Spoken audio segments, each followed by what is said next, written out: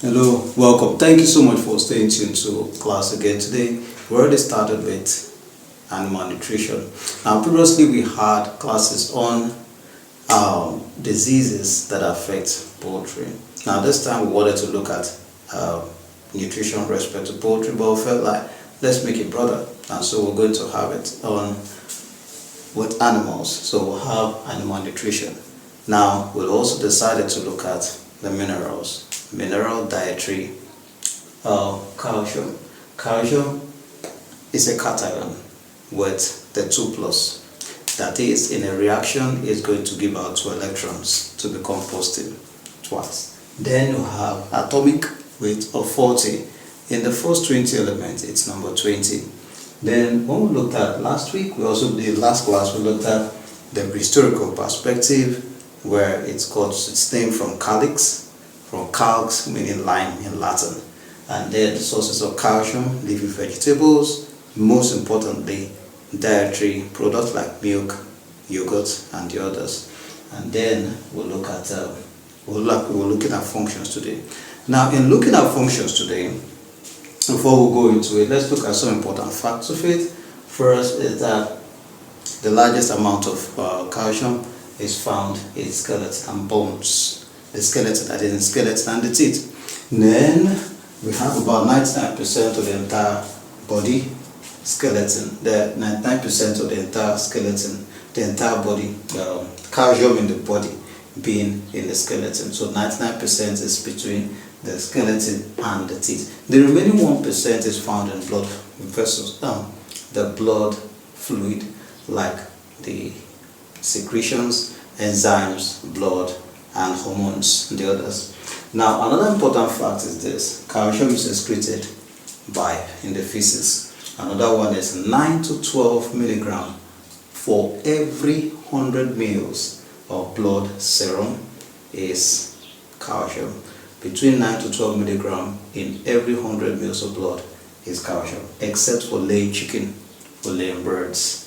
Now, calcium is also present in the blood, in the body. It fluctuates depending on physiological condition at that time and also some other things. So there is usually a fluctuation in the amount of calcium in the body, and also there is an interchange between the blood and the bones and other body fluid, an interchange of it. So it's difficult to tell always that is the percentage depending on other factors. Now let's go straight to the functions. The functions of calcium. Calcium is responsible for strong bones and teeth. As you already see, skeleton, collection of bones, and the teeth contains about 99% of calcium. Then we have muscle contraction. The muscle fibers needs calcium to exchange calcium ions to see the contraction of the muscles of the body, the twitching and the others. Then nerve impulses move and is sending us signals, transmission of mixed signals from the external body to the external part, which is then through the spinal cord to the brain, interpretation and sending back the signal. Calcium plays an important role. Then also in blood clotting, not clotting. Now observe the spelling, not clotting. This is a T.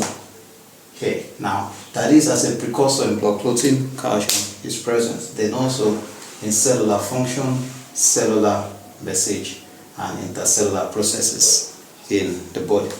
Also hormonal and enzyme changes, calcium is present. Now this is important because dietary calcium is important in the exchange and in so many other factors in the body. I want you to take a look at it. Are there some things that you think dietary calcium is necessary for that you don't know or we've not talked about here? Take a look at them, put in the comment section. Let's see what you've got already. Now, in wrapping up this, in the next class, we'll be going to the deficiency symptoms, and absorption. We've done justice to this. We believe that in the next class is going to be much more educating and instructive. Thank you so much for staying tuned. I want to encourage you to subscribe, to like, to follow us. Subsequent videos you're going to have great value. If you've not watched the previous, please go back, watch the previous videos. Thank you so much for being part of our success. Let's see you in the next class.